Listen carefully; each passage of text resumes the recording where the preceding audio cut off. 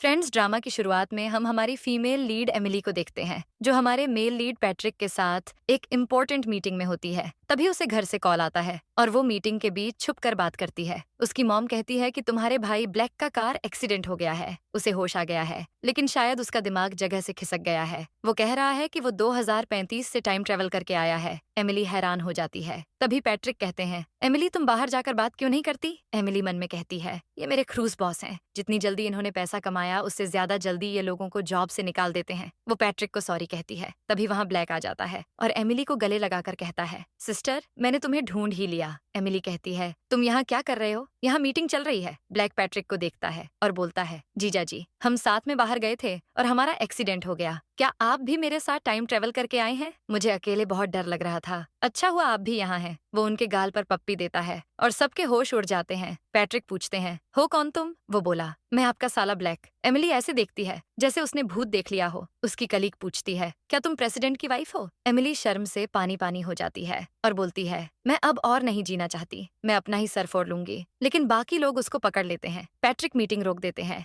और एमिली और ब्लैक के अलावा बाकी सब चले जाते हैं। फिर पैट्रिक ब्लैक से कहते हैं, तुमने मुझे क्या कहा? ब्लैक बोला, जीजा जी आपने 2031 में मेरी बहन से शादी की थी। उस दिन ये डिवोर्स मांग रही थी और आप गला फाड़ फाड़ के रो रहे थे। तभी एमिली उसका मुंह बंद कर देती है। चुप रहो, ये मेरे बॉस हैं। ये तुम्हारे जीजा जी कैसे हो सकते हैं? मैं 3 साल से यहाँ काम कर रही हूँ और हमने 3 बार भी अच्छे से बात नहीं की है। ब्लैक बोला, क्या जीजा जी आपने अभी तक अपने दिल की बात नहीं की? आपने अपने बैक में मेरी बहन के नाम का टैटू करवाया है ना, फिर भी अभी तक प्यार का इजहार नहीं किया। एमिली शॉक हो जाती है और सोचती है, बॉस का चेहरा गुस्से से लाल हो रहा है, मैं तो आज गई। वो फौरन ब्लैक के नेक में मारकर उसको बेहोश कर देती है और कहती है, बॉस सॉरी, इसके दिमाग में शॉर्ट सर्किट हो गया है, मैं इसे कल ही मेंटल हॉस्पिटल लेकर जाऊंगी। आप मेरा नाम अपने बैक में क्यों लिखवाएंगे? वो ब्लैक को लेकर चली जाती है। फिर पैट्रिक घर जाते हैं और शॉवर लेते हैं। तब हम देखते हैं कि उन्होंने सच में उसके नाम का टैटू करवाया था। इधर एमिली अपनी फ्रेंड ग्वेन के साथ होती है और बोलती है, अब तो मैं बेरोजगार हो जाऊंगी, मेरी सैलरी और बोनस गए तेल लेने।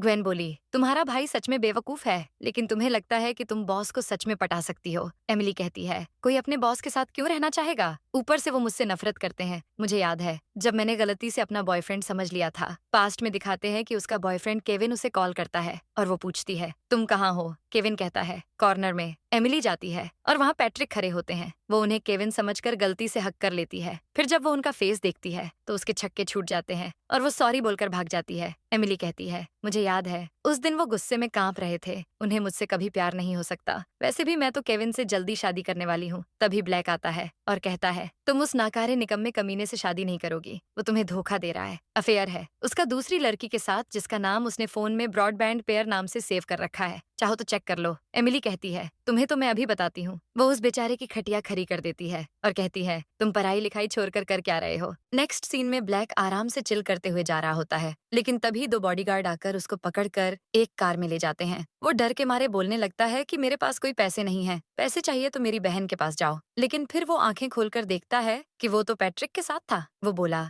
जीजा जी मुझे मारना मत, मैं आपके और एमिली के बीच नहीं आऊंगा। पैट्रिक पूछते हैं, तुम्हारी बहन का बॉयफ्रेंड है ना, फिर हमारी शादी कैसे हुई? डिवोर्स कैसे हुआ? क्या किसी ने उसे सेड्यूस किया? कौन है वो? ब्लैक बोला, मतलब आपको मुझ पर भरोसा है, आप उसे पसंद करते हैं, तो आपने उसे बोला क्यों नहीं? पैट्रिक बोले, उसका बॉयफ्रेंड है, एक बार गलती से उसने मुझे अपना बॉयफ्रेंड समझकर हक कर लिया था, तब मुझे पता चला। मैं इतना नर्वस हो गया था कि कांपने लगा था, तब से मैं उसके लिए फील करने लगा और मैं हमेशा उसे देखता रहता था। ब्लैक बोला, मेरी बहन प्यार के मामले में अंधी है, आपको उसे डायरेक्टली बोल देना चाहिए। पैट्रिक बोले, लेकिन वो खुश है, तो मैं उसे परेशान क्यों करूं? ब्लैक बोला, वो खुश नहीं है, उसका बॉयफ्रेंड अमीर लड़कियों से हुकअप कर रहा है। जब एमिली को पता चला तो उसने ब्रेकअप करने को कहा, लेकिन उस कमीने ने उसे मारा। पैट्रिक बोलते हैं, कब हुआ उनका ब्रेकअप? ब्लैक कहता है, उनकी 1000वीं डे एनिवर्सरी पर, लेकिन वो फिर भी एमिली का पीछा नहीं छोड़ रहा था। अगर आप जल्दी एमिली से कन्फेस कर लेते तो वो उसे हर्ट नहीं कर पाता। पैट्रिक बोले, एनिवर्सरी तो आज ही है, चलो चलते हैं। दूसरी तरफ एमिली केविन के साथ सिविल ब्यूरो में थी और केविन फोन पर लगा हुआ था। एमिली बोली, तुम कुछ ठीक नहीं लग रहे। केविन बोला, कल रात ठीक से सोया नहीं इसलिए। एमिली को ब्लैक की बात याद आती है तो वो केविन को पानी लाने भेज देती है और खुद उसका फोन चेक करने लगती है। उसे ब्रॉडबैंड पेयर नाम से कांटेक्ट मिलता है। तभी उसी नंबर से मैसेज आता है कि मैं लो फील कर रही हूँ, मुझे तुम्हारी जरूरत है। एमिली समझ जाती है कि वो उसे चीट कर रहा है। अब जैसे ही केविन आता है, एमिली उसका फोन छोड़ देती है और उसके मुंह में वही पानी फेंक कर मारती है। केविन कहता है, एमिली मैं एक्सप्लेन कर सकता हूँ, वो बोली, ठीक है, बोलो झूठ। वो कहता है, वो मेरे बॉस की बेटी बेला मर्फी है। वो मेरे पीछे पड़ी थी। मैं बॉस को ऑफेंड नहीं कर सकता था, इसलिए मैंने उसकी बात मान ली। लेकिन मैं ये सब हमारे बेहतर फ्यूचर के लिए कर रहा था। एमिली बोली, तो तुमने मुझे इसलिए चीट किया क्योंकि तुम मुझसे प्यार करते हो? वो बेशर्मों की तरह बोलता है, हाँ, अगर मेरे सीने में दिल नहीं होता तो मैं तुम्हें कब का छोड़ देता। लेकिन देखो, मैं तुम्हारे साथ सर्टिफिकेट लेने आया हूँ। एमिली इग्नोर करके जाने लगती है, लेकिन वो कहता है, मैं सच बोल रहा हूँ, मैं अभी उसे डिलीट कर देता हूँ। एमिली कहती है, और मैं तुम्हें अपनी लाइफ से डिलीट कर रही हूँ। ये बोलकर वो उसको 2 से 3 फटका मारती है। केविन कहता है, मैंने तुम्हारे लिए रिच लड़की को छोड़ तो दिया, अगर तुम नखरे करोगी तो मैं तुम्हारे पीछे नहीं आऊंगा। वो उसका हाथ पकड़ लेता है और छोड़ता नहीं है, लेकिन तभी पैट्रिक आ जाते हैं। एमिली ने क्या बोला सुनाई नहीं दिया तुम्हें? केविन बोला, कौन है ये आदमी? पैट्रिक बोले, एमिली का हस्बैंड। ये सुनकर एमिली और केविन दोनों के तोते उड़ जाते हैं। फिर एक आदमी केविन से कहता है, तुम पिनेकल टेक के एम्प्लॉय हो ना? ये रही तुम्हारी 3 महीने की सैलरी। लेकिन तुमने कंपनी का पैसा बेला मर्फी पर खर्च किया है ना कि क्लाइंट पर, इसलिए तुम पर फ्रॉड का केस बनता है। केविन की हैकरी निकल जाती है। वो कहता है, एमिली मुझे बचाओ। लेकिन एमिली उसका फोन लेकर कहती है, मैंने वेडिंग अरेंजमेंट पर जितना पैसा खर्च किया है वो मैं वापस ले रही हूँ। तुम किसी को बताना मत कि हमने डेट किया है, वरना लोग मुझ पर हंसेंगे। पिनेकल टेक के लोग केविन को उठा ले जाते हैं। अब एमिली बाहर आती है और ब्लैक बोलता है, मुझे पता था तुम मुझ पर भरोसा करोगी। अब पता चल गया ना कि पैट्रिक तुम्हारे हस्बैंड है। एमिली कहती है, अब मुझे प्यार पर भरोसा नहीं रहा तो मैं शादी ही क्यों करूंगी? तभी पैट्रिक बोले, प्यार के लिए शादी करना जरूरी थोड़ी है, हम कॉन्ट्रैक्ट मैरिज कर सकते हैं। फैमिली मुझे शादी के लिए जबरदस्ती कर रही है। एमिली कहती है, कोई एम्प्लॉय अपने बॉस के साथ 24 घंटे क्यों रहना चाहेगा? लेकिन पैट्रिक कहते हैं, मैं तुम्हें हर महीने 5 मिलियन दूंगा। अब 5 मिलियन सुन के तो उसके होश उड़ जाते हैं। वो सोचती है, अगर हम 1 महीने में अलग भी हो जाए तो भी मेरी तो निकल पड़ेगी। ऊपर से बॉस मुझे फायर भी नहीं करेंगे। वो पूछती है, लेकिन मैं ही क्यों? कहीं आपको ब्लैक की बातों में विश्वास तो नहीं हो गया? पैट्रिक बोले, मैं किस्मत पर भरोसा करता हूँ। एमिली मान जाती है और फिर दोनों मैरिज सर्टिफिकेट ले लेते हैं। एमिली कहती है, बॉस ये रहा मैरिज सर्टिफिकेट। वो बोले, मुझे नाम से बुलाओ। ब्लैक बोला, हाँ, तुम्हें तो इन्हें हनी कहना चाहिए। पैट्रिक बोले, सही कहा, हम मैरिड है तो मैं चाहता हूँ किसी को भी हम पर शक ना हो। एमिली कहती है, ठीक है मिस्टर हनी, मैं अब ऑफिस जा रही हूँ। मैं ऑफिस में किसी को हमारी शादी के बारे में नहीं बताऊंगी। वो भाग जाती है और पैट्रिक शॉक में होते हैं। ब्लैक कहता है, पैट्रिक तुम मुझसे इतने सालों से प्यार करते हो, तुमने डायरेक्ट कन्फेस क्यों नहीं किया? कॉन्ट्रैक्ट मैरिज की क्या जरूरत थी? वो बोले, कोई बात नहीं, हमने मैरिज सर्टिफिकेट तो ले लिया है ना, अब जल्दबाजी करने की जरूरत नहीं है। ब्लैक कहता है, वैसे अगर वो गुस्सा हो जाए तो तुम कीबोर्ड पर घुटने टेक कर उसे मना सकते हो। पैट्रिक कहते हैं, मैं उसे पसंद करता हूँ लेकिन मेरा भी कोई स्टैंडर्ड है, मैं ये सब नहीं करने वाला। सीन बदलता है और पैट्रिक अपने असिस्टेंट जस्टिन के साथ होते हैं। वो उससे कहते हैं, तुम मेरे लिए कीबोर्ड अरेंज करो। जस्टिन बोला, कैसा कीबोर्ड? पैट्रिक बोले, एकदम सॉफ्ट वाला जिसमें घुटने टेकना आसान हो। दूसरी तरफ हम एमिली को देखते हैं, जिसे पैट्रिक का मैसेज आता है कि अब हम मैरिड है तो तुम कल मेरे घर शिफ्ट हो जाओ। एमिली कहती है, क्या अब हमें साथ रहना होगा? मैं जानती थी इतनी आसानी से पैसा नहीं मिलेगा। इसके बाद एमिली अपने कपड़े पैक कर रही होती है। उसकी मॉम कहती है, केविन हमसे मिलने तक नहीं आया और तुम उसके घर शिफ्ट हो रही हो। वो कहती है, ये मेरा ही घर है, मैं जब चाहे आ सकती हूँ। उसके मॉम डैड जाते हैं तो वो ब्लैक से कहती है, तुम अभी मॉम डैड को मेरे और बॉस के बारे में मत बताना, मैं खुद देखूंगी कि उन्हें कैसे बताना है। और जाओ जाकर मेरे लिए पेपर स्प्रे लेकर आओ, मैं एक आदमी के साथ रहने वाली हूँ तो उसकी जरूरत होगी। ब्लैक बोलता है, मुझे नहीं लगता तुम्हें उसकी जरूरत होगी, क्योंकि मैं जानता हूँ कि तुम ही उनसे रोमांस के बहाने ढूंढती हो। तुम हमेशा उनके एब्स के ऊपर सोना चाहती हो। एमिली इमेजिन करने लगती है कि वो पैट्रिक को सेड्यूस कर रही है। फिर कहती है, छी, मैं ऐसा नहीं कर सकती, मुझे पैसे से प्यार है लेकिन मैं वैसी नहीं हूँ। सीन बदलता है और एमिली पैट्रिक के घर पर होती है। वो उन्हें गुड मॉर्निंग कहती है कि तभी नैनी सैली आ जाती है। एमिली उनके अच्छे कपड़े और महंगी ज्वेलरी को देखकर सोचती है कि वो पैट्रिक की माँ है, तो वो उन्हें माँ बोलकर हेलो कहती है। पैट्रिक के होश उड़ जाते हैं, ये मेरी माँ नहीं है। एमिली बोलती है, फिर कौन है? सैली कहती है, मैं यहाँ की नैनी हूँ। एमिली सोचती है, यहाँ की नैनी भी इतने अच्छे कपड़े पहनती हैं। सैली कहती है, चलिए मैं आपको रूम में ले चलती हूँ। एमिली पैट्रिक के घर को देखकर शॉक हो जाती है और सोचती है, यहाँ की तो वाइन भी मेरे पूरे साल की सैलरी जितनी महंगी है। कोई बात नहीं, मुझे डरने की जरूरत नहीं है। वो नैनी के साथ चली जाती है। सैली कहती है, ये मास्टर बेडरूम है। एमिली बोलती है, क्या? फिर गेस्ट रूम कहाँ है? यहाँ तो बहुत सारे कमरे होंगे ना? सैली बोली, यहाँ सब कुछ है लेकिन गेस्ट रूम एक ही है। एमिली बोली, तो मेरे लिए वही ठीक रहेगा। एमिली तुरंत गेस्ट रूम में जाती है, लेकिन अचानक ब्लैक को वहाँ देखकर शॉक हो जाती है। तुम यहाँ क्या कर रहे हो? तुमने तो कहा था तुम डॉर्मिटरी जाने वाले हो। वो बोला, यहाँ से स्कूल पास है और यहाँ खाना भी अच्छा मिलेगा,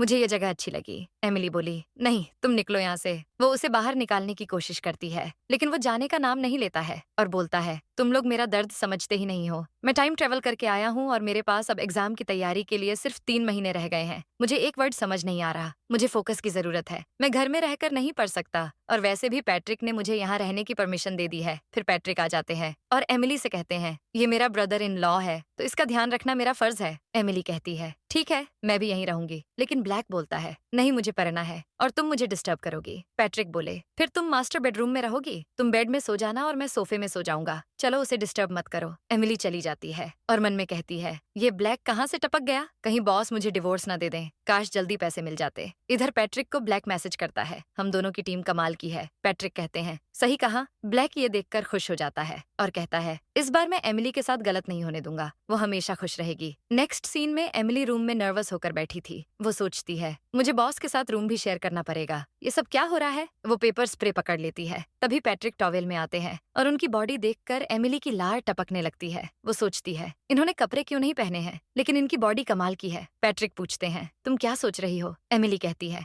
ये लीजिए पेपर स्प्रे, आपको इसकी ज्यादा जरूरत है। वो चली जाती है और फिर ब्लैक मैसेज करता है, क्या मेरी ट्रिक काम आई। मेरी बहन इनोसेंट है लेकिन सेड्यूस हो जाती है। पैट्रिक कहते हैं, लगता तो है। अब एमिली सो रही होती है और उसे देखते हुए पैट्रिक याद करते हैं कि वो हमेशा से उसे एडमायर करते थे। पास्ट में दिखाते हैं कि वो उसे गिटार बजाते हुए और अपनी फ्रेंड्स के साथ एंजॉय करते हुए देख रहे थे। इसके बाद अगले दिन एमिली उठती है और ब्रेकफास्ट के लिए आती है। ब्लैक कहता है, तुम अब उठ रही हो। मैंने तो खा लिया, अब मैं पढ़ने जा रहा हूँ। फिर सैली एमिली से पूछती है, आप मटन खाएंगे और चिकन सूप। पैट्रिक बोले, ये मटन नहीं खाती। एमिली बोली, आपको कैसे पता। लगता है इस ब्लैक ने सब कुछ बता दिया है। वो सैली से कहती है कि चिकन राइस नूडल्स चाहिए कोरिएंडर के साथ। पैट्रिक कहते हैं, तुम कब से कोरिएंडर खाने लगी। वो कहती है, मुझे पहले वो पसंद नहीं था, लेकिन बड़े होने के बाद तो इंसान की पसंद चेंज हो ही जाती है। पैट्रिक सोचते हैं, तो क्या इसकी सारी पसंद बदल गई है। वो याद करते हैं कि वो एक रेस्टोरेंट में काम कर रहे थे जहाँ एमिली अपनी फ्रेंड्स के साथ आई होती है। वो कहती है, मुझे कोरिएंडर पसंद नहीं है। पैट्रिक उसे काम करते हुए देख रहे होते हैं। फिर उसकी दोस्त पूछती है, तुम्हें कैसे लड़के पसंद हैं। एमिली शर्मा जाती है और बोलती है, चार्मिंग, रिच, शांत टाइप के। मैं चाहती हूँ वो अपने बैक में मेरे नाम का टैटू बनवाए। ये जानने के बाद पैट्रिक अपने बैक में उसके नाम का टैटू बनवा लेते हैं। प्रेजेंट में उनकी शक्ल देखकर एमिली सोचती है, ये गुस्से में क्यों लग रहे हैं। वो पूछती है, आज के लिए क्या ऑर्डर है। तो पैट्रिक उसे 5 मिलियन सेंड कर देते हैं और उसकी खुशी का ठिकाना नहीं होता है। वो सोचती है, भले ही बॉस को सर्व करना मुश्किल है,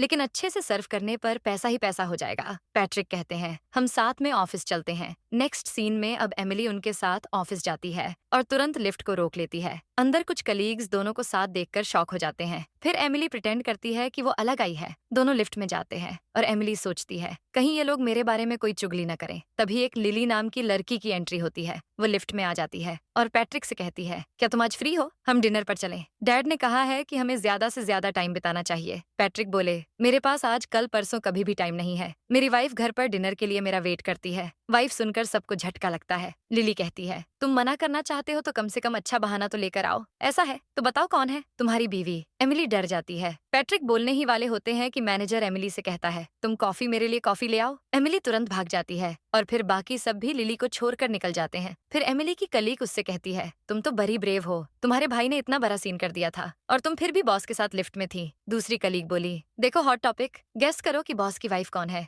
लोग इसके लिए वोट कर रहे हैं। लिस्ट में कई लोगों का नाम है, जैसे कि यंग फैमिली की बेटी ग्रेस, हमारी स्पोक्सपर्सन और एग्जीक्यूटिव रेबेका। फिर वो देखती है लिस्ट में कलीग्स का भी नाम है। हमारे कलीग के नाम पर किसने वोट किया है। पहली वाली बोलती है, हो सकता है वो कलीग हमारे बीच हो और बॉस के बहुत करीब हो। एमिली डर जाती है, लेकिन कलीग बोलती है, जैसे कि जस्टिन। एमिली मन में कहती है, क्या इन दोनों ने गेस भी किया तो एक आदमी को। चलो अच्छा है, अब मैं आराम से काम पर फोकस कर सकती हूँ। लेकिन तभी उसके फाइल के बीच से उसका मैरिज सर्टिफिकेट गिर जाता है और उसकी सॉलिड लग जाती है। कलीग उसे देख लेती है और शॉक हो जाती है, लेकिन वो कहती है, तुमने फेक मैरिज सर्टिफिकेट बनवा लिया। ये तो बिल्कुल रियल लग रहा है। कितने में बनवाया। मुझे पता नहीं था। तुम बॉस को पसंद करती हो। एमिली कहती है, ऐसा कुछ भी नहीं है। कलीग बोलती है, ये देखो तुमने खुद को वोट भी दिया है। एमिली कहती है, मैंने वोट नहीं दिया। ये किसने किया। दूसरी तरफ पैट्रिक ही उसे वोट दे रहे होते हैं। जस्टिन कहता है, आप किसी को बताइएगा मत कि मैंने आपको वोट के बारे में बता दिया, वरना मुझे चैट ग्रुप से निकाल देंगे। पैट्रिक कहते हैं, तुम भी अपना फोन निकालो और उसके लिए वोट करो। इसके बाद वो मीटिंग में भी वोट देख रहे होते हैं और बोलते हैं, ये ग्रो क्यों नहीं हो रहा। सब उनका गुस्सा देखकर डर जाते हैं।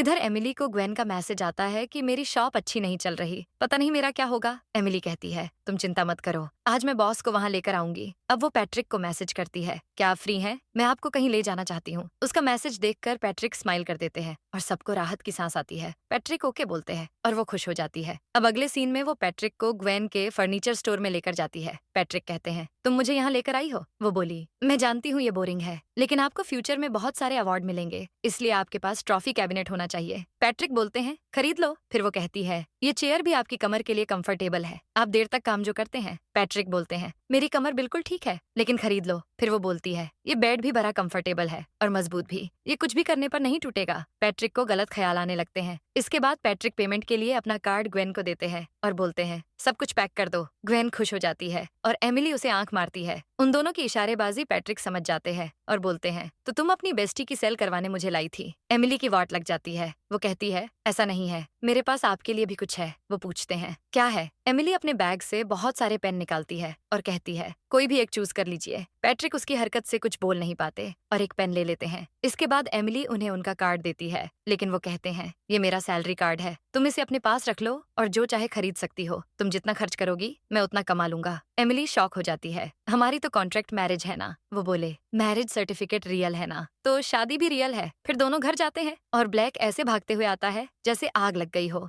वो कहता है गड़बड़ हो गया, केविन ने एक पोस्ट किया था और डैड ने उस पर कमेंट किया, फिर केविन ने उन्हें ब्लॉक कर दिया, फिर मॉम ने मुझे कॉल किया, मॉम को पता चल गया है कि तुम दोनों का ब्रेकअप हो गया है और वो गुस्से में लग रही थी। एमिली बोली तुमने क्या कहा? वो बोला मैं क्या कहता, मैंने कॉल कट कर दिया, लेकिन और बवाल हो गया। तभी एमिली को उसकी मॉम नैन्सी का कॉल आता है। वो फोन ब्लैक को दे देती है और ब्लैक पैट्रिक को। पैट्रिक कॉल उठा लेते हैं, लेकिन एमिली उनका मुंह बंद कर देती है और नैन्सी गुस्से में कहती है एमिली जल्दी घर आओ। एमिली डरते हुए घर जाती है। नैन्सी एमिली के डैड हैरल्ड से कहती है जाओ फिश बनाओ, तुम्हारी बेटी आ गई। एमिली उनके पास आती है और फिर नैन्सी उसे गले लगा लेती है। एमिली रोने लगती है। नैन्सी कहती है तुमने बताया क्यों नहीं कि तुम्हारा ब्रेकअप हो गया है? वैसे ये कोई बड़ी बात नहीं है। एमिली कहती है आप हमेशा से हमारे रिश्ते के खिलाफ थी, मुझे समझ नहीं आया कि आपको कैसे बताऊं, मुझे आपकी बात सुननी चाहिए थी। नैन्सी बोली मैं जानती थी कि वो बदसूरत और कंगाल आदमी है। एमिली कहती है हाँ, आपको लोगों की अच्छी परख है। फिर नैन्सी कहती है कोई बात नहीं, तुम्हारे लिए ये एक्सपीरियंस जरूरी था। वो एमिली को पासबुक देती है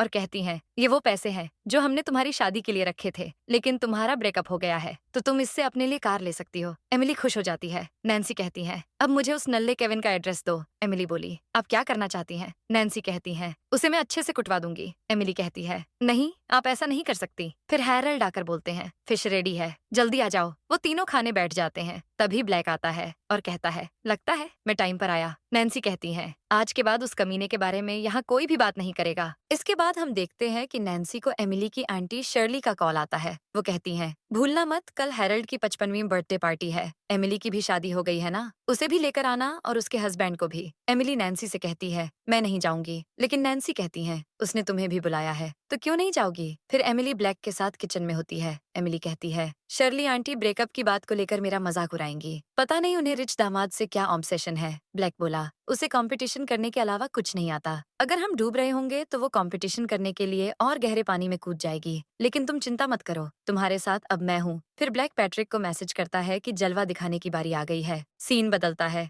एमिली और बाकी लोग पार्टी के लिए जाते हैं और शर्ली भागते हुए आती हैं। वो कहती है सॉरी, मैं अपनी मर्सिडीज को पार्क करने के चक्कर में लेट हो गई। वो कैश मांग रहा था, लेकिन मेरे पास कैश था नहीं। फिर गार्ड ने देखा कि मैं कितनी रिच हूँ और बहाना नहीं मार रही, तब उसने मुझे आने दिया। वैसे ये सीट क्यों खाली है? एमिली तुमने शादी कर ली है ना, तुम्हारा हस्बैंड कहाँ है? वो कहती है हमारा ब्रेकअप हो गया। शर्ली बोली कैसे? नैन्सी बोली दोनों एक दूसरे के लिए सही नहीं थे। शर्ली कहती है एमिली तुम बरी हो गई हो, थोड़ा दिमाग से काम लो, हर आदमी परफेक्ट नहीं होता, तुम्हें अपना स्टैंडर्ड लो करने की जरूरत है। एमिली बोली आपने अपनी बेटी को भी ये कहा? शर्ली बोली तुम क्या उसकी तरह हो, हमारे पास पैसे हैं और उसने 23 की उम्र में शादी कर ली थी, तुम 25 की हो गई हो, लड़के चुनने की उम्र निकल गई है तुम्हारी। एमिली कहती है ऐसा है तो आपका सन इन लॉ काफी रिच है ना, आप उसे मुझे दे दीजिए, फिर आपको मेरी चिंता नहीं करनी होगी। शर्ली के तोते उड़ जाते हैं। नैन्सी हैरल्ड देखो ये कैसे बात कर रही है। हैरल्ड बोले जब हम इसे जबरदस्ती नहीं कर रहे तो तुम क्यों कर रही हो। फिर ब्लैक बोला आंटी मैं जानता हूँ आप मेरी बहन के लिए ही ये सब बोल रही हैं, लेकिन आपको बाकी लोगों का भी भला सोचना चाहिए। आपने आंटी एवलिन की होम रेनोवेशन में हेल्प की, लेकिन आपने सारे घटिया मटेरियल यूज किए और एक ही साल में घर लीक होने लगा। उसे ठीक करवाने में आंटी को 8 लाख लगे। शर्ली की बोलती बंद हो जाती है। एवलिन कहती है बात तो सही है शर्ली, क्या ये सच है? वो बोली, बिल्कुल नहीं, एक ही साल में घर में लीकेज थोड़ी होती है। ब्लैक की कजिन मेगन बोली, हाँ ये बकवास कर रहा है। ब्लैक बोला, तुम बहुत भोली हो, लेकिन इन्होंने तुम्हें भी नहीं छोड़ा। तुम्हारी नौकरी लगाने के लिए इन्होंने तुमसे ब्रोकर के नाम पर 5 लाख लिए, लेकिन असल में ब्रोकर तो यही है। मेगन बोली, क्या ये सच है? शर्ली बोली, मैं ऐसा कैसे कर सकती हूँ, ये बकवास कर रहा है। फिर उसके अंकल गॉर्डन कहते हैं, ये हैरल्ड का बर्थडे है, ये सब बंद करो। ब्लैक बोला, मैं तो आपके और आंटी शर्ली के अफेयर के बारे में भूल ही गया। गॉर्डन की वाइफ कहती है, क्या? गॉर्डन की लग जाती है। वो कहता है, ये झूठ है, हम तो बस क्लासमेट्स हैं और बस 1-2 बार खाने पर गए थे। अब सब लोग शर्ली पर टूट पड़ते हैं। मेगन उसका बैग लेकर कहती है, मैं अपना हिसाब बराबर कर रही हूँ। शर्ली कहती है, नहीं ये 8 लाख का है, लेकिन कोई उसकी नहीं सुनता है। फिर वो चिल्लाती है, मैंने कुछ नहीं किया, मैं तो बस एमिली के भले के लिए कह रही थी। ये हमारे बीच दरार लाना चाहता है। तभी वहाँ हमारे हीरो की एंट्री होती है और वो कहते हैं, आंटी आपको एमिली की चिंता करने की जरूरत नहीं है, उसके पास मैं जो हूँ। एमिली, मैं केक लाया हूँ। एमिली शॉक हो जाती है। ब्लैक बोलता है, अरे जीजा जी आइए। नैन्सी बोली, तुम उसे जीजा जी क्यों बोल रहे हो? ब्लैक बोला, पैट्रिक जरा सबको अपना सर्टिफिकेट दिखाओ। पैट्रिक अपना मैरिज सर्टिफिकेट दिखाते हैं और एमिली के पेरेंट्स शॉक हो जाते हैं। एमिली कहती है, आप यहाँ कैसे? वो बोले, ब्लैक ने बताया कि तुम्हें कोई बुली कर रहा है, तो मैं आ गया। फिर वो जस्टिन को कॉल करते हैं और कुछ मंगवाते हैं। जस्टिन सबके लिए बहुत सारे गिफ्ट लेकर आता है, जो देखकर सबके होश उड़ जाते हैं। पैट्रिक कहते हैं, मैं पहले एमिली के मॉम डैड से मिलना चाहता था, लेकिन इसके डैड का बर्थडे है, इसलिए सभी से मिलना हो गया। आंटी एवलिन, ये लीजिए बेस्ट रेनोवेशन टीम का कार्ड। मेगन, ये कार्ड लो, तुम्हें बेटर जॉब मिल जाएगी। और अंकल गॉर्डन अफेयर करना अच्छी बात नहीं है, जल्दी उससे रिश्ता तोड़ दीजिए। अंकल बोले, हाँ मैं अभी से रिश्ता तोड़ देता हूँ। ब्लैक कहता है, क्यों ना अब टीवी देखा जाए? वो टीवी ऑन करता है, जिसमें न्यूज में पैट्रिक के बारे में ही बात हो रही थी। ब्लैक बोला, क्या इत्तेफाक है, ब्रदर इन लॉ टीवी पर आ रहे हैं। फिर शर्ली कहती है, एमिली मानना पड़ेगा तुम्हारे चार्म को। मिस्टर मॉर्गन, आप इतने बड़े सीईओ हैं, लेकिन एमिली के हाथ में वेडिंग रिंग नहीं है, कहीं ये मैरिज फेक तो नहीं? पैट्रिक बोले, मैं वेडिंग के बारे में प्लानिंग कर रहा हूँ और रिंग मेरे पास है। वो रिंग निकालकर एमिली को पहनाते हैं। आज तुम रिंग पहनना भूल कैसे गई? शर्ली की सिट्टी पिट्टी गुल हो जाती है। सब लोग पैट्रिक को ड्रिंक ऑफर करने लगते हैं और शर्ली अपनी इंसल्ट डाइजेस्ट करने की कोशिश करती है। फिर सीन चेंज होता है। नैन्सी एमिली से पूछती है, ये सब क्या है? एमिली बोली, ये मेरे बॉस और हस्बैंड हैं। नैन्सी कहती है, लेकिन तुम तो कहती थी तुम्हारा बॉस अकरू साधु और पता नहीं क्या क्या है। पैट्रिक एमिली को देखते हैं। वो बोलती है, मैंने कब ऐसा कहा? नैन्सी बोली, हर टाइम तो बोलती हो। एमिली बोली, प्यार की लैंग्वेज ही रोस्टिंग है, ऐसा लगता है कि इंसल्ट हो रही है, लेकिन असल में वो प्यार होता है। मिस्टर मॉर्गन सीईओ हैं, इतनी बड़ी कंपनी चलाते हैं, कितने लोगों का घर इनकी वजह से चलता है, तो इन्हें तो स्ट्रांग होना ही पड़ेगा। लेकिन मुझे बस इस बात से नफरत है कि ये अपना ध्यान नहीं रखते। वो पैट्रिक से कहती है, आप यहाँ क्या कर रहे हैं? डैड क्या अकेले खाना बनाएंगे? पैट्रिक कहते हैं, मैं उनकी मदद करता हूँ। उनके जाने के बाद एमिली को राहत की सांस आती है। नैन्सी बोलती है, तुम इतना अच्छा कैसे बोल लेती हो? दूसरी तरफ पैट्रिक हैरल्ड के पास जाते हैं और बोलते हैं, क्या आपको कोई हेल्प चाहिए? हैरल्ड उन्हें ड्रिंक का डब्बा देकर कहते हैं, इसे ओपन करो, हम ड्रिंक करते हैं। फिर दोनों ड्रिंक के लिए बैठ जाते हैं और हैरल्ड कहते हैं, खबरदार जो तुमने मेरी बेटी के साथ बुरा बर्ताव किया। वो बोले, आप चिंता मत कीजिए, मैं ऐसा नहीं करूंगा। वो ड्रिंक कर लेते हैं। इधर एमिली नैन्सी से कहती है, आप तो मेरी शादी के लिए बड़ी एक्साइटेड थी, अब क्या हुआ? नैन्सी बोली, पहले डर था कि तुम किसी निकम्मे से शादी न कर लो, लेकिन अब तुमने इतने बड़े आदमी से शादी कर ली है, कुछ हुआ तो हम तुम्हारा साथ नहीं दे पाएंगे। एमिली बोली, मैं अपने लिए स्टैंड ले सकती हूँ। नैन्सी कहती है, लेकिन अगर तुम दोनों के बीच लड़ाई हो तो घर आ जाना, खुद के साथ कोई अत्याचार मत होने देना। तभी हैरल्ड की आवाज आती है और दोनों उन्हें देखने जाते हैं। दोनों देखते हैं कि पैट्रिक एक ही ड्रिंक में बेहोश हो गए हैं। हैरल्ड कहते हैं, मुझे क्या पता था कि ये एक में ही तुल हो जाएगा। नैन्सी बोली, एमिली तुम इसे अपने कमरे में ले जाओ। एमिली पैट्रिक को ले जाती है और कहती है, आपने मुझे आज डायमंड रिंग दी, इसलिए मैं बदले में आपको अब से बेड में सोने दूंगी, लेकिन आगे से मुझे कुछ देना हो तो गोल्ड ही देना। वो अपने बनीज को उनके पास रख देती है और कहती है, ये कितने क्यूट लग रहे हैं। तभी पैट्रिक आंखें खोलते हैं और उसे किस कर लेते हैं। एमिली को 440 वोल्ट का झटका लगता है, लेकिन तभी नैन्सी आ जाती है और दोनों को देखकर उन्हें 880 वोल्ट का झटका लगता है। वो भाग जाती है। एमिली कहती है, मॉम जैसा आप सोच रही है वैसा नहीं है। वो पैट्रिक को देखती है जो नशे में थे। वो बनीज को उन्हें पकड़ा देती है और कहती है, मैं इसमें आपकी कोई हेल्प नहीं कर सकती, जो करना है बनीज के साथ कीजिए। अगले दिन ब्रेकफास्ट के टाइम पर नैन्सी पूछती है, एमिली तुम रात को हॉल में क्यों सोई थी? एमिली बोली, वो मुझे एक आर्टिकल पर काम करना था, इसलिए। हैरल्ड बोले, किस घटिया कंपनी में तुम्हें इतनी देर रात तक काम करना पड़ रहा है? फिर उन्हें रियलाइज होता है कि वो पैट्रिक की ही कंपनी में काम करती है। वो बोलते हैं, सॉरी मैं तुम्हें ऑफेंड नहीं करना चाहता था। पैट्रिक बोले, कोई बात नहीं, आप सही कह रहे हैं, मैं इस बारे में कुछ करूंगा। फिर पैट्रिक एमिली के पास आते हैं। मेरा ध्यान रखने के लिए थैंक यू। ये लो अपने बनीज। वो बोली, नहीं ये आप ही रख लीजिए। वो बोले, क्या ये मेरे लिए गिफ्ट है? वो हाँ बोलती है। अब इसके बाद पैट्रिक दोनों बनीज को अपने ऑफिस में रख लेते हैं और एमिली के दिए हुए पेन को भी। तभी जस्टिन कॉन्ट्रैक्ट में साइन करवाने आता है। पैट्रिक एमिली के दिए हुए पेन से ही साइन करते हैं। दूसरी तरफ एग्जीक्यूटिव रेबेका की एंट्री होती है। वो असिस्टेंट लिंडा से कहती है, मैं मिस्टर मॉर्गन के लिए अब्रॉड से फाउंटेन पेन लेकर आई हूँ। कंपनी में क्या चल रहा है? लिंडा बोली, बिजनेस तो वैसे ही चल रहा है, लेकिन मिस्टर मॉर्गन की शादी हो गई है। रेबेका बोली, ये सब कब हुआ? लिंडा बोली, जब आप यहाँ नहीं थी। रेबेका पूछती है, किससे? तभी सामने से एमिली आती है और उसे हेलो बोलकर चली जाती है। रेबेका पैट्रिक से मिलने चली जाती है। इधर एमिली से मिलने ब्लैक आता है और कहता है, डैड ने पैट्रिक के लिए हैंगओवर सूप बनाया है। वैसे इस लड़की को मैं जानता हूँ, ये तुम्हारी शादी की सबसे बड़ी दुश्मन थी। एमिली बोली, कौन रेबेका? कुछ भी मत बोलो। वो बोलता है, मैं सच बोल रहा हूँ। ये पैट्रिक को बहुत पसंद करती है। जब पैट्रिक ने अपनी शादी की पब्लिकली अनाउंसमेंट की तो इसने कई लोगों को हायर करके तुम्हें बदनाम करने के लिए कितने सारे पैसे खर्च किए। बहुत बाद में इसकी सच्चाई सामने आई। एमिली बोली, क्या तुम सच बोल रहे हो? ब्लैक हाँ बोलता है। एमिली कहती है, इसने मुझे बदनाम करने के लिए पैसे खर्च किए और बहुत लोगों को हायर किया। फिर इसने मुझे हायर क्यों नहीं किया? मेरा भी थोड़ा भला हो जाता। क्यों ना मैं ही इसके साथ मिलकर थोड़े पैसे कमा लूं। वो चली जाती है और उसके आइडिया से ब्लैक दंग रह जाता है। इधर रेबेका पैट्रिक के पास जाती है और कहती है, क्या ये सच है कि तुमने शादी कर ली? लेकिन तुमने तो कहा था कि तुम डेट तक नहीं करना चाहते। पैट्रिक बोले, ये अचानक हुआ, वैसे भी मेरी पर्सनल लाइफ अनाउंसमेंट के लिए नहीं है। वो बोली, तुम कह रहे हो तुमने किसी भी लड़की से अचानक शादी कर ली? वो बोले, मैं अपनी वाइफ को काफी सालों से पसंद करता था, लेकिन मुझे लगा नहीं था कि मेरी शादी उससे हो जाएगी। तभी उन्हें एमिली मैसेज करके कहती है कि डैड ने आपके लिए हैंगओवर सूप बनाया है, मैंने उसे फ्रिज में रख दिया है। पैट्रिक कहते हैं, मैं अभी आता हूँ। वो चले जाते हैं। फिर एमिली उन्हें सूप देती है और वो बोलते हैं कि तुम घर चली जाना, मुझे काम है। ये सब रेबेका देख रही होती है। अब एमिली जा ही रही थी कि रेबेका पूछती है, क्या रिलेशन है तुम्हारा पैट्रिक से? उसके लिए सूप क्यों लाई हो? एमिली सोचती है, यही मौका है। वो कहती है, मिस्टर मॉर्गन की वाइफ ने मुझे उन्हें सूप डिलीवर करने को कहा था क्योंकि उन्होंने रात को ज्यादा पी ली थी। रेबेका बोली, उसने जस्टिन को क्यों नहीं कहा? तुम्हें ही क्यों कहा? एमिली कहती है, क्योंकि उनकी वाइफ और मैं बेस्ट फ्रेंड्स हैं। रेबेका कहती है, मुझे उससे मिलने ले चलो। एमिली बोली, नहीं, तुम्हें देखकर लगता है कि तुम उसे पसंद नहीं करती। रेबेका कहती है, तुम्हारी बेस्ट फ्रेंड ने सीईओ से शादी कर ली, लेकिन तुम मामूली सी एम्प्लॉय ही हो। क्या तुम्हें ये अनफेयर नहीं लगता? तुम दोनों का ब्रेकअप नहीं करवाना चाहती? एमिली कहती है, वो मेरी बेस्ट फ्रेंड है, तो अगर तुम्हें दोनों का ब्रेकअप करवाना है तो तुम्हें मुझे एक्स्ट्रा पैसे देने होंगे। रेबेका हैरान हो जाती है। एमिली कहती है, मैं उसे बाहर लेकर जाऊंगी ताकि उसे बॉस के साथ टाइम स्पेंड करने का ज्यादा टाइम न मिले। मैं उसे रोज फील करवाऊंगी कि वो बॉस के लायक ही नहीं है, तो मुझे हर मंथ 5 लाख चाहिए। रेबेका कहती है, लगता है तुम दोनों का बॉन्ड ज्यादा पक्का नहीं है। वो बोली, इसका उल्टा है, हमारा बॉन्ड इतना पक्का है कि मैं चाहती हूँ कोई भी लड़का उसके आसपास ना आए और वो सिर्फ मेरी हो। सीन बदलता है। ब्लैक एमिली से ऐसे लिखने में हेल्प मांगता है, लेकिन वो ध्यान नहीं देती। वो बोलता है, तुम क्या कर रही हो? वो कहती है, मैं अपने आप को मैसेज कर रही हूँ। मैंने लिखा है कि तुम दिन भर बोलती रहती हो कि तुम्हारा हस्बैंड इतना हैंडसम और रिच है, लेकिन तुमने कभी सोचा है कि वो कौन है? वो आसमान में चमकता सितारा है और तुम जमीन की धूल। वो सीईओ है और तुम मामूली सी अकाउंटेंट। तुम दोनों का कोई मैच नहीं है। वो तुम्हें किस्मत से मिले हैं और तुम दोनों का रिलेशन ज्यादा नहीं चलेगा। ब्लैक बोला, तुम पैसे के लिए खुद को इतना सुना रही हो? वो कहती है, मुझे एक और लाइन याद आई। तभी पैट्रिक आ जाते हैं और कहते हैं, तुम खुद को ये मैसेज क्यों भेज रही हो? एमिली डर जाती है और ब्लैक तो पेट खराब होने का बहाना मारकर निकल लेता है। एमिली कहती है, वो किसी ने मुझे पैसे दिए हैं हमारा ब्रेकअप करवाने के लिए, इसलिए मैं खुद को मैसेज कर रही हूँ। वो पूछते हैं, कौन? एमिली कहती है,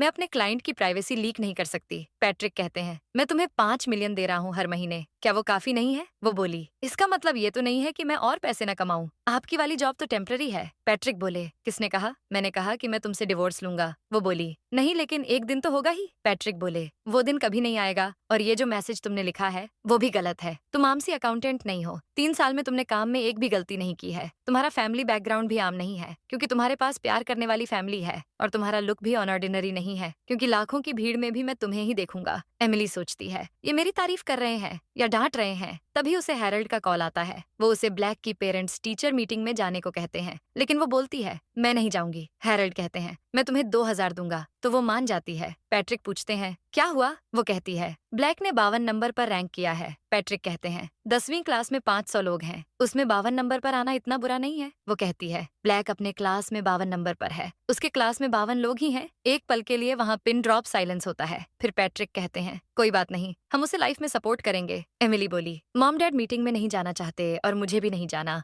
लेकिन उन्होंने मुझे 2000 दे दिए। पैट्रिक बोले, मैं भी तुम्हारे साथ चलता हूँ। वो बोली, नहीं, खुद को शर्मिंदा करने की जरूरत नहीं है, आप शांति से यहीं बैठिए, बाहर मत आना। ये बोलकर वो चली जाती है और फिर पैट्रिक को ब्लैक की चीख सुनाई देती है। वो बाहर जाकर देखते हैं कि एमिली उसके गुर्दे लाल कर रही थी। ब्लैक मदद के लिए चिल्लाता है, लेकिन पैट्रिक हंसते हैं। इसके बाद एमिली ब्लैक के साथ स्कूल जाती है और कहती है, तुम क्या अपने पैर से लिखते हो जो इतने घटिया नंबर लेकर आए हो? वो बोला, मेरे क्लास में जो एक ग्रेड स्टूडेंट है, उसके हाथ में चोट लगी है, वो अपने पैरों से लिखकर मुझसे ज्यादा नंबर लाया है। एमिली कहती है, तुम कॉलेज जा भी पाओगे या नहीं? ब्लैक कहता है, तुम वो छोड़ो और सोचो, मैं फ्यूचर से आया हूँ। ये कितना रोमांटिक है ना। तभी वो एक आंटी से टकरा जाता है जो चिल्लाती है, तुम्हें दिखाई नहीं दे रहा, मेरे बेटे को लगी है, बस गुस्से चले आ रहे हो। एमिली और ब्लैक सॉरी बोलते हैं। वो लड़का बोलता है, मॉम, इस ब्लैक की वजह से मेरा हाथ फ्रैक्चर हुआ, इसने मुझसे नोट्स मांगे, मैंने मना किया तो इसने मुझे घूर कर देखा, मैं इतना डर गया कि गिर गया। ब्लैक बोला, अब मैं क्या करूं जो ये इतनी सी चीज हैंडल नहीं कर पाया? वो लड़का बोला, मैं एक ग्रेड स्टूडेंट हूँ और तुम लास्ट, तुम मुझे कैसे घूर सकते हो? उसकी माँ बोली, मेरा बेटा टॉप यूनिवर्सिटी में जाएगा और तुम तो बस क्लास में खाते और सोते रहते हो, तुम इस दुनिया में कुछ भी नहीं कर पाओगे। एमिली बोली, आपका बेटा एक आंख दिखाने से डर गया, वो सोसाइटी में कैसे मैनेज कर पाएगा?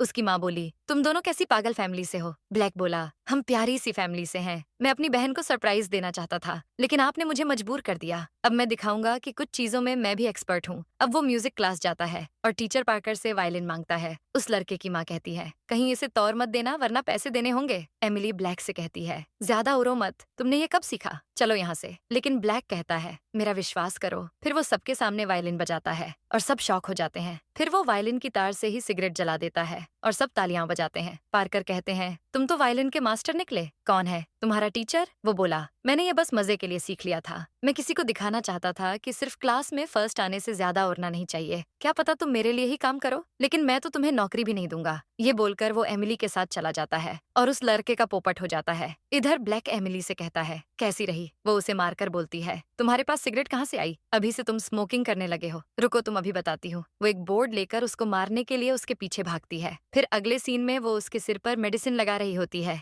ब्लैक पूछता है, क्या खून निकल रहा है? वो कॉटन को छुपाकर कहती है, नहीं, ज्यादा ब्लीडिंग नहीं हो रही। ब्लैक कॉटन देखने की कोशिश करता है, लेकिन वो पूछती है, तुमने इतना अच्छा वायलिन बजाना कैसे सीखा? ब्लैक बोला, पैट्रिक ने मुझे सिखाया। पास्ट लाइफ में मैं कॉलेज के एंट्रेंस एग्जाम में नहीं गया था, बल्कि काम करने के लिए भाग गया था। एमिली गुस्से में बोली, क्या कहा तुमने? वो उसे मारने वाली होती है, लेकिन वो कहता है, वो केविन तुम्हें बार बार हर्ट करता था, कहता था हमारे पास पैसे नहीं है, इसलिए वो रिच लड़कियों के साथ रहता है और मैं तुम पर बोझ हूँ, इसलिए मैंने सोचा कि मैं भी काम करूंगा और फैमिली को सपोर्ट करूंगा, इसलिए मैं भाग गया। तुम मुझसे गुस्सा थी और हम दोनों ने 2 साल तक बात नहीं की। मैं एक इंस्ट्रूमेंट शॉप में काम करने लगा, लेकिन उसका ओनर मुझे पैसे नहीं देता था। पास्ट में दिखाते हैं कि शॉप का ओनर कहता है, मेरे पास पैसे ही नहीं है, तो तुम्हें कहाँ से दूं? ब्लैक बोला, मैं 3 महीने से काम कर रहा हूँ, मुझे पैसे चाहिए। लेकिन ओनर बोलता है, वरना क्या तुम मुझे मारोगे? मार कर दिखाओ। ब्लैक सच में उसका मुंह तोड़ देता है और जेल पहुंच जाता है। ब्लैक बताता है कि पैट्रिक ने उसे जेल से निकाला था और ऐसे दोनों की पहली मुलाकात हुई थी। फिर पैट्रिक उसे डांट लगाते हैं और बोलते हैं, तुम्हें क्या लगता है, स्कूल छोड़कर बहुत अच्छा काम किया है तुमने? पता है तुम्हारी बहन कितनी परेशान है तुम्हारे लिए,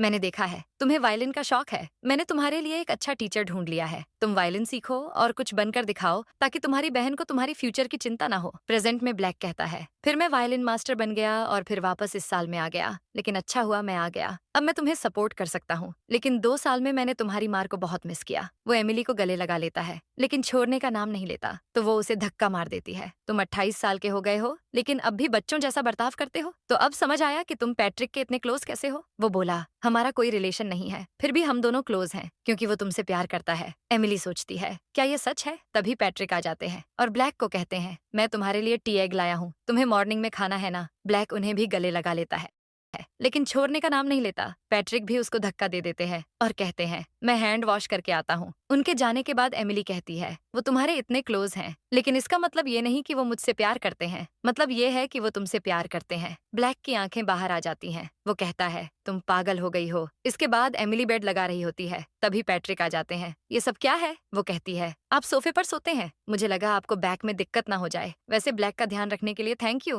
पैट्रिक उसे कुछ रिसीट देते हैं। वो मन में कहती है, मुझे पता था ये दिन जरूर आएगा। वो बोलती है, अभी इसे सैलरी स्लिप के साथ अटैच कर देती हूँ। लेकिन पैट्रिक उसे ले जाते हैं और दिखाते हैं कि वो उसके लिए कितने सारे हैंडबैग्स और ज्वेलरी लाए हैं। वो कहते हैं, अगर तुम्हें कुछ पसंद ना आए तो रिसीट के जरिए एक्सचेंज कर लेना। एमिली शॉक में होती है, ये सब किस लिए? वो बोले, आज तुम पेरेंट्स टीचर मीटिंग में गई थी तो तुम्हारा मूड खराब होगा, तुम्हें चीयर करने के लिए मैं ये सब ले आया। इतना बोलकर वो चले जाते हैं। फिर उनके सोने के बाद एमिली सोचती है, क्या ये सच में मुझसे प्यार करते हैं? उसे फिर वो टैटू वाली बात याद आती है और वो सोचती है, अगर इनके लोअर बैक में टैटू हुआ तो मुझे पता चल जाएगा। वो टैटू देखने की कोशिश करती है, लेकिन तभी पैट्रिक उठ जाते हैं। तुम क्या कर रही हो? वो बोली, आपका पजामा बहुत अच्छा है, मैं ब्रांड देख रही थी। वो बोले, सो जाओ, मैं तुम्हें कल दिलवा दूंगा। फिर अगले दिन एमिली उठने की कोशिश करती है, लेकिन पैट्रिक उसे पकड़ लेते हैं। वो कहती है, मुझे ब्रेकफास्ट करना है। वो कहते हैं, आज कंपनी का फिजिकल टेस्ट डे है, तुम चेकअप से पहले नहीं खा सकती। मैं तुम्हें हॉस्पिटल ले जाऊंगा, मुझे भी प्रेसिडेंट से मिलना है। अब हॉस्पिटल में पैट्रिक प्रेसिडेंट से बात कर रहे होते हैं। तभी एमिली की कलीग आपस में कहती है कि बॉस पर्सनली फिजिकल टेस्ट के लिए आए हैं। मानना पड़ेगा, ये हर साल सबका फ्री में फिजिकल टेस्ट करवाते हैं। तभी एमिली हैरल्ड को वहाँ देखती है और हैरान हो जाती है।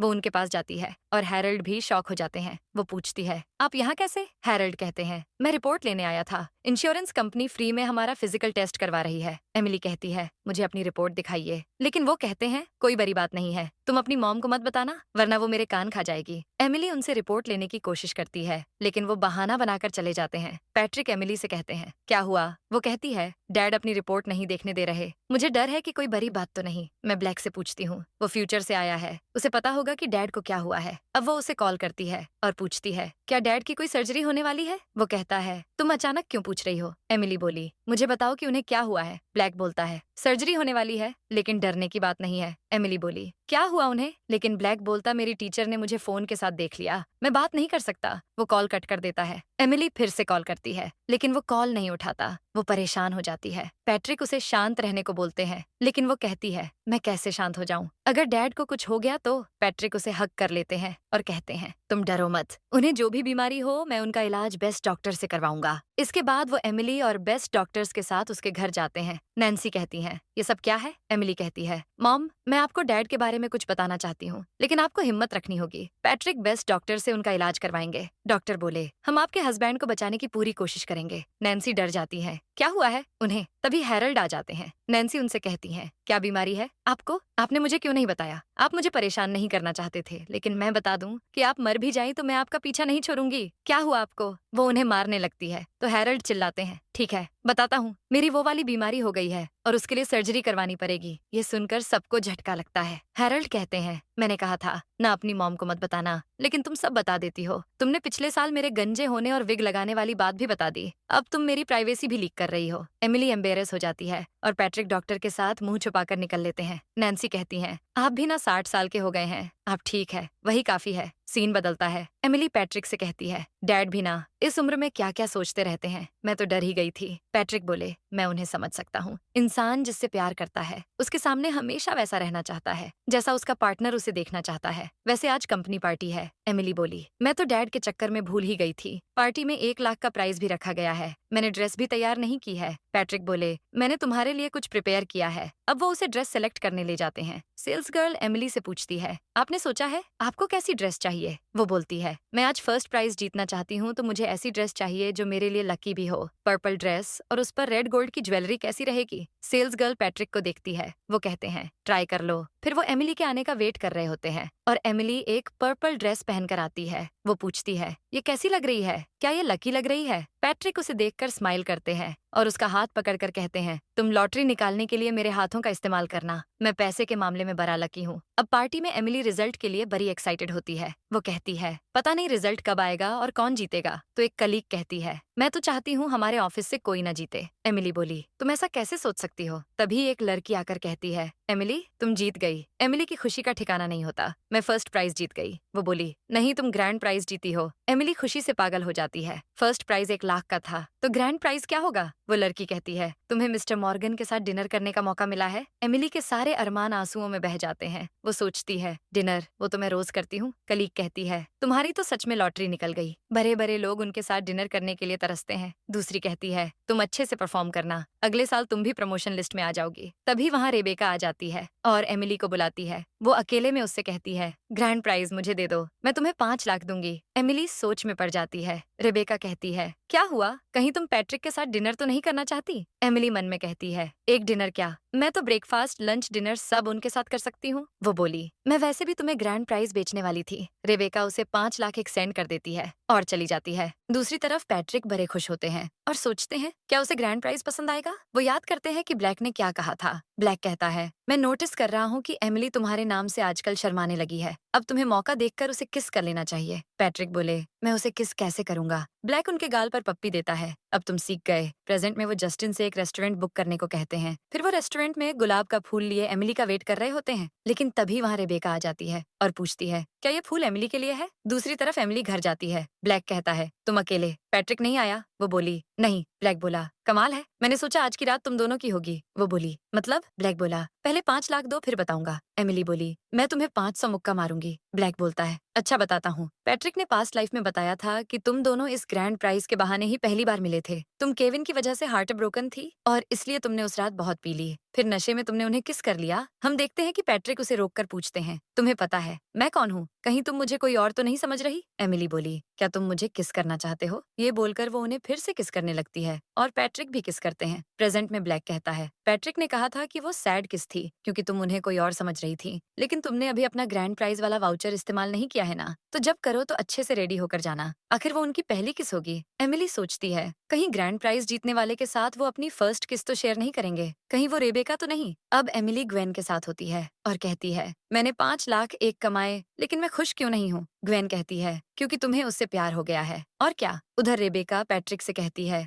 मैं जानती हूँ एमिली तुम्हारी वाइफ है, उसे क्या लगा वो मुझे बेवकूफ बना लेगी। पैट्रिक बोले, तुम वापस शंघाई ब्रांच जाओ और वहाँ कूल बनो। रेबेका बोली, मैंने आने से पहले 17 ड्रेसेस और 3 हेयर स्टाइल चेंज की हैं। मैं यहाँ ये सुनने नहीं आई हूँ कि तुम अपनी वाइफ से कितना प्यार करते हो, लेकिन तुम पर तरस आता है क्योंकि वो तुमसे उतना प्यार नहीं करती, वरना वो 5 लाख में ये डेट मुझे बेच नहीं देती। मैं अगले हफ्ते शंघाई ब्रांच जा रही हूँ। ये बोलकर वो निकल जाती है। अब पैट्रिक घर में बैठे होते हैं और एमिली नशे में आती है। वो ग्वेन को कॉल करके कहती है कि मैं घर आ गई हूँ और चल भी सकती हूँ, लेकिन वो गिरने वाली होती है और पैट्रिक उसे पकड़ लेते हैं। वो बोलते हैं, तुम नशे में हो, मैं हेल्प कर देता हूँ। वो बहुत नशे में होती है और पैट्रिक को रेबेका की बात याद आती है। वो उसे बाहों में उठाकर रूम में ले जाते हैं। फिर वो उसे बेड पर सुला देते हैं और एमिली उनसे कहती है, मैं आपको एक सीक्रेट बताऊं। पैट्रिक उसके पास आते हैं। वो कहती है, मुझे आपको सेल करके रिग्रेट हो रहा है। पैट्रिक उसको देखते हैं और फिर सडनली किस करने लगते हैं। फिर एमिली उन्हें किस करने लगती है और दोनों रात भर किस करते हैं। अगले दिन एमिली उठती है और अपने लिप्स को देखकर उसे झटका लगता है क्योंकि वो सूज गए थे। वो कहती है, लगता है मुझे अल्कोहल से एलर्जिक रिएक्शन हो गया है। अब वो बाहर आती है और पैट्रिक न्यूज़पेपर में मुंह छुपाकर बैठे होते हैं क्योंकि उनके लिप्स का भी वही हाल होता है। वो पूछती है, ब्लैक कहाँ है। पैट्रिक कहते हैं, वो बाहर गया है। एमिली सोचती है, ये रुडली जवाब क्यों दे रहे हैं, कहीं इन्होंने रेबेका को कल किस तो नहीं किया, कहीं वो मुझसे दूरी बनाकर रखना चाहते हैं। वो जाने वाली होती है पर पैट्रिक कहते हैं, आज कॉलेज की एनिवर्सरी पार्टी है, तुम आओगी। वो गुस्से में बोलती है, मैं बिजी हूँ, मुझे अपनी बेस्ट फ्रेंड से मिलने जाना है। पैट्रिक सोचते हैं, ये गुस्से में क्यों है, क्या इसलिए क्योंकि मैंने इसे रात को किस किया। नेक्स्ट सीन में एमिली ग्वेन के साथ बार में होती है और ग्वेन कहती है, जब से तुम रिच हुई तो तब से तुमने मुझ पर बहुत इन्वेस्ट किया है, उसके लिए थैंक यू। मैं अमीर होने के बाद तुम्हें एक घर, कार और अच्छा सा लड़का दूंगी। एमिली बोली, आज बार में इतनी भीड़ क्यों है। वो बोली, क्योंकि आज कॉलेज की एनिवर्सरी है और कई पार्टीज यहाँ आई हैं। तभी उसे उसके बॉयफ्रेंड का कॉल आता है और वो कहती है, मैं अभी आती हूँ। एमिली कहती है, कौन है ये। ओह अच्छा। ग्वेन बोली, मैं तुम्हें बाद में बताऊंगी, मैं जा रही हूँ। उसके जाने के बाद एमिली पैट्रिक को वहाँ देखती है जो अपने फ्रेंड्स के साथ होते हैं। उनके फ्रेंड्स ट्रूथ एंड डेयर खेलने को कहते हैं। पैट्रिक भी एमिली को देख लेते हैं। अब पहली बारी उनकी ही आती है और वो ट्रुथ चूज करते हैं। उनका दोस्त पूछता है, तुमने आखिरी बार किसी लड़की को कब किस किया था। पैट्रिक कहते हैं, लास्ट नाइट।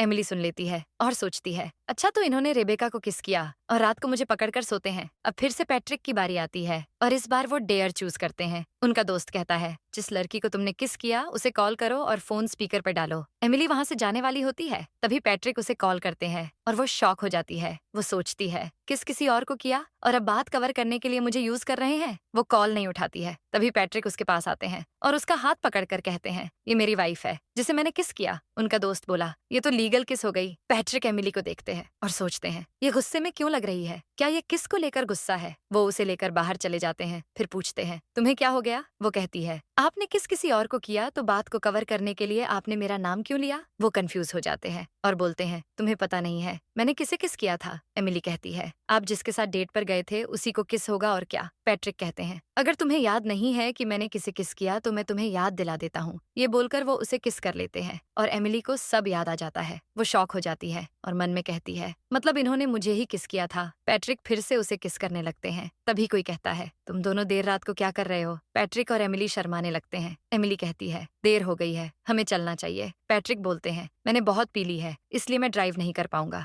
मैं कैब बुक कर लेता हूँ। वो टैक्सी वाले के पास जाते हैं और पूछते हैं, कितने पैसे लोगे। वो बोला, बहुत देर हो गई है इसलिए 40 दे देना। पैट्रिक एमिली के पास जाते हैं और बोलते हैं, टैक्सी वाला 500 मांग रहा है। एमिली शॉक हो जाती है और बोलती है, क्या वो बैंक लूटने निकला है। रहने दो, पैदल ही चलते हैं, वैसे भी और कैब मिलना मुश्किल है। अब दोनों पैदल ही जाने लगते हैं। तभी टैक्सी वाला कहता है, तुम दोनों को चलना है या नहीं। वो दोनों उसे इग्नोर कर देते हैं। फिर दोनों साथ में जा रहे होते हैं कि कुछ लड़कियां पैट्रिक को देखकर कहती हैं, ये कितना हॉट है। पैट्रिक एमिली का हाथ पकड़ लेते हैं। वो कहती है, मैं इस जगह में बहुत टाइम बाद आ रही हूँ, ये काफी बदल गई है। हम दोनों का कॉलेज पास पास ही था, हालांकि मेरा कॉलेज तो पूरा कचरा था। पैट्रिक बोले, याद है वहाँ एक बुक स्टोर था। वो बोली, हाँ मैं हमेशा वहाँ से मैगजीन लेती थी और एक फ्रूट स्टॉल भी था, मैं सस्ते में फ्रूट्स भी लेती थी। यहाँ BBQ भी था जो बहुत टेस्टी होता था और उसकी ओनर मिसेस फ्रॉस्ट बहुत अच्छी थी। पता नहीं अब वो कहाँ होंगी। पैट्रिक बोले, क्या तुम उनसे मिलना चाहती हो। एमिली बोली, क्या मैं सच में मिल सकती हूँ। अब पैट्रिक उसे मिसेस फ्रॉस्ट से मिलवाने ले जाते हैं और उन्हें देखकर वो शॉक हो जाती है। मिसेस फ्रॉस्ट उसे देखती है और बोलती है, एमिली हम 3-4 साल के बाद मिल रहे हैं। एमिली बोली, मैं आपसे मिलने आई थी लेकिन आपने वहाँ BBQ बंद कर दिया, आप यहाँ क्यों आ गई। वो बोलती हैं, बहुत लोगों को मेरा BBQ पसंद था और मैं काम कर नहीं पा रही थी तो मैंने सोचा ये काम कभी कभार ही किया जाए। एमिली बोलती है, आपने बिल्कुल सही किया। तभी पैट्रिक उन्हें मॉम कह कह बुलाते हैं और एमिली दंग रह जाती है। मिसेस फ्रॉस्ट बोलती हैं, तुम अब इसे मुझसे मिलवाने लाए हो। एमिली बोली, क्या आप इनके बेटे हैं। ओह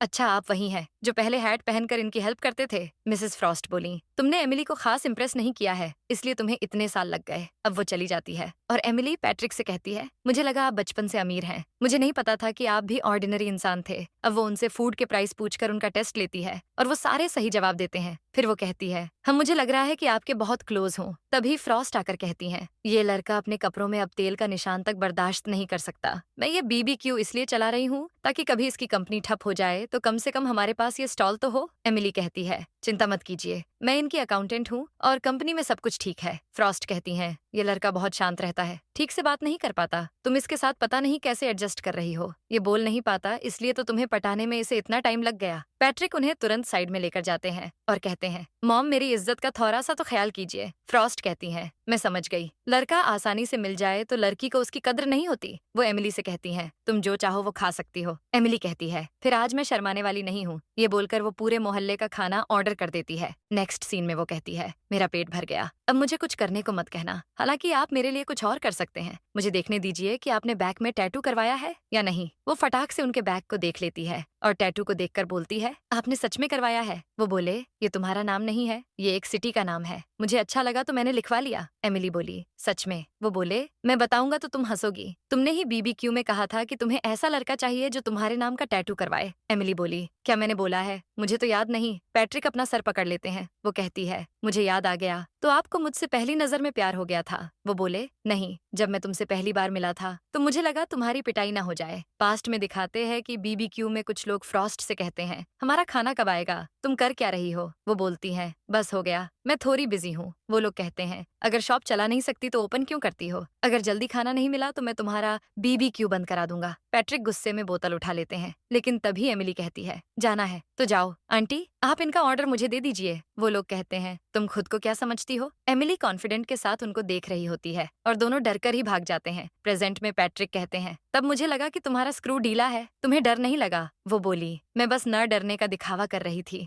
मुझे भी डर लग रहा था। पैट्रिक बोले, फिर मैं BBQ आए दिन आने लगा ये देखने कि तुम्हारी पिटाई ना हो जाए, फिर तुम्हें देखना मुझे अच्छा लगने लगा। पास्ट में दिखाते हैं कि वो फ्रॉस्ट की मदद कर रही होती है। पैट्रिक फ्रॉस्ट से कहते हैं, ये क्या कर रही है। फ्रॉस्ट एमिली से कहती है, एमिली बस करो, तुम्हें ये सब करने की जरूरत नहीं है। एमिली कहती है, मैं खाली ही बैठी हूँ, सोचा हेल्प कर दूं। फ्रॉस्ट पैट्रिक से कहती है, उसने देखा कि मेरे हाथ में दर्द है, इसलिए वो मेरी मदद करने आ गई। प्रेजेंट में पैट्रिक कहते हैं, तब से मैं तुम्हें पसंद करने लगा। मैं तुम्हें देखने स्कूल भी जाने लगा। मैं तुम्हें गिटार बजाते और गाते हुए देखता था और मेरी लाइफ में भी रोशनी फैल जाती थी। एमिली बोली, आपने कन्फेस क्यों नहीं किया? वो बोले, तब मेरे पास कुछ नहीं था। मैं तो एक डेट भी अफोर्ड नहीं कर सकता था। मैंने सोचा कि मुझे तुम्हें भूल जाना चाहिए, कि मैंने सोचा नहीं था कि तुम ऑफिस में मिल जाओगी। पास्ट में दिखाते हैं कि एमिली इंटरव्यू के लिए आती है और पैट्रिक उसे देखकर चौंक जाते हैं। प्रेजेंट में पैट्रिक बोलते हैं, मैं तुम्हें देखकर नर्वस हो गया था, इतना कि मैंने तुम्हारी बात सुनी ही नहीं। एमिली उन्हें मारते हुए कहती है, पता है, आपने सेम क्वेश्चन मुझसे 8 बार पूछा था और आप मुझे घूरे जा रहे थे। वो बोले, मैं जानता हूँ मैंने गड़बड़ कर दी थी। फिर मैं फ्लावर लेकर आया था तुमसे कन्फेस करने, लेकिन मुझे पता चला कि तुम्हारा बॉयफ्रेंड है। पास्ट में दिखाते हैं कि एमिली उनके पास आती है और कहती है, क्या मैं जल्दी घर जा सकती हूँ? मेरा बॉयफ्रेंड बीमार है। पैट्रिक के दिल के हजारों टुकड़े हो जाते हैं, लेकिन वो उसे परमिशन दे देते हैं। प्रेजेंट में वो कहते हैं, मैं हार गया था क्योंकि तुमने मुझे नोटिस नहीं किया। वो बोली, ऐसा नहीं है, मैं आपको नोटिस कैसे नहीं करती? आप अपने एम्प्लॉय के लिए इतना सोचते हैं, जैसे कि आप सभी एम्प्लॉय को कितना ज्यादा ट्रांसपोर्टेशन अलाउंस देते हैं। पास्ट में दिखाते हैं कि एमिली नैन्सी से फोन पर कहती है, मैं लंच के लिए घर नहीं आ सकती, ये ऑफिस घर से इतनी दूर है, बस में बहुत टाइम लगता है और कैब एक्सपेंसिव है। ये बात पैट्रिक सुन लेते हैं और जस्टिन से कहते हैं कि अलाउंस बढ़ा दो। प्रेजेंट में एमिली कहती है, आप दूसरों की बात कैसे सुन सकते हैं? और क्या सुना आपने? वो बोले, यही कि तुम खाने की भी कॉम्प्लेंट कर रही थी। पास्ट में दिखाते हैं कि वो कलीग से कहती है कि हमारे कैफेटेरिया का खाना बड़ा बोरिंग है, यहाँ जंक फूड काउंटर भी होना चाहिए, कुछ चटपटा मसालेदार होना चाहिए। ये पैट्रिक सुन लेते हैं और उसकी विश पूरी कर देते हैं। प्रेजेंट में एमिली कहती है, इसलिए जंक फूड का टेस्ट मुझे सूट कर रहा था, लेकिन पता है, कंपनी और मुझ में एक कनेक्शन है। मेरे बर्थडे के दिन ही कंपनी की एस्टेब्लिश हुई थी। वो बोले, तुम्हारा बर्थडे 12 मार्च को है